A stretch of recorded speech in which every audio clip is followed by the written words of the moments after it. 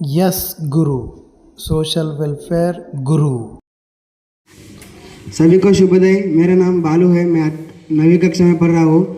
मैं आज सभी को गाने वाली चिड़िया के बारे में बताना चाहता हूँ। एक राजा था, वह बहुत ही सुंदर महल में रहता था।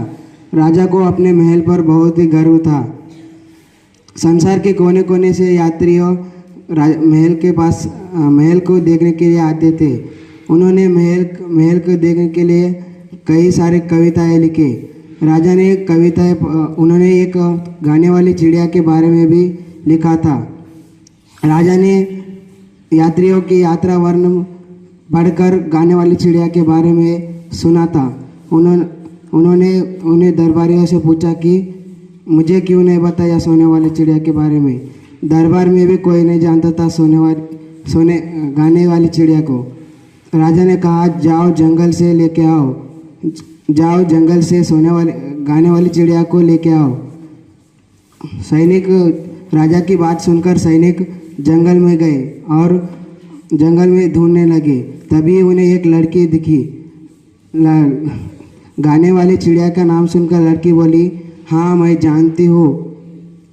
जब मैं काम करके यहाँ से जाती हूँ, हार थक कर जाती हूँ, तो रास्ते भर में वो प्यारी चिड़िया मेरे को गाना सुनाती। उसके कारण मेरा पूरा थकान दूर हो जाती है।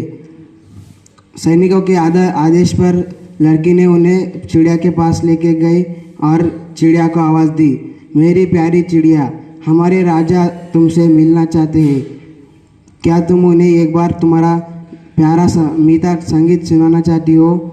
चिड़िया बोली, मगर मेरा संगीत इन हरे भरे जंगल और खेतों में ही अच्छा लगता है, लेकिन मैं राजा को अपना संगीत सुनाने के लिए जरूर आऊँगी। अगले दिन दरबार लगा। दरबार में लड़की सहित सभी उपस्थित थे।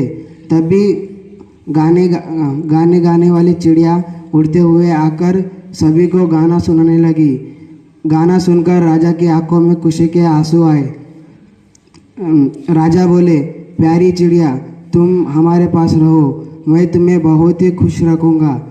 चिड़िया बोली, जी महाराज, मैं आपके पास ही रहूँगी, क्योंकि मैंने आपके आंखों में खुशी के आंसू देखे। राजा ने चिड़िया के लिए सोने का पिंजरा बनाया। वो जिस चीज़ की भी इच्छा करती, राजा उसे तुरंत पूरा करते। लेकिन एक दिन चिड़िया को खेतों में काम करने वाले किसान और मजदूरों की याद आई। वो उनसे मिलने के लिए उड़ गई। जब राजा को चिड़िया नहीं दिखाई दी तो राजा अस्वस्थ हो गए और राजा बीमार पड़ गए। राजा की अस्वस्थता को लेकर पूरा राज्य बहुत ही परेशान था। एक दिन राजा करुण शब्द में बोलने लगे, संगीत संगीत, चिड़िया का गाना सुनाओ। इसी कारण दरबारी बहुत ही परेशान हो गए। तभी उन्हें एक मीठी आवाज़ सुनाई दी। चिड़िया उड़ते हुए आकर राजा के पास गाना गाने लगी। जैसे जैसे वो गाना गाती थी, राजा की अस्वस्थता दूर हो गई और राजा ठीक हो गया। किसानों के कारण चिड़िया को पता चला राजा की अस्वस्थता के बारे में। राजा बोला, मेरी प्यारी चिड़िया, तुम मेरे पास लौट आओ, मैं तुम्हें हमेशा खुश रखूँगा। चिड़िया बोली, नहीं महाराज,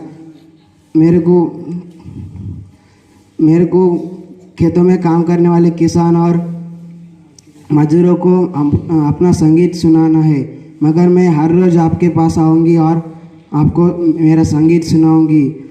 तभी राजा बोला, वाह चिड़िया, तुम महान हो। तुमने किसान और मजदूरों के लिए राज्य का सुख त्याग दिया, तो मैं उनके लिए कुछ नहीं कर सकता हूँ।